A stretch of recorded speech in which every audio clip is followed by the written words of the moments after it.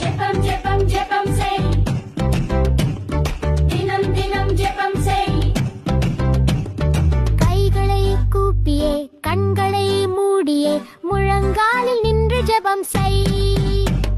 ஜெபம் ஜெபம் ஜெபம் தரும் ஜெயம் ஜெயம், ஜெபித்தால் உனக்கு வரும் ஜெயம் ஜெயம்.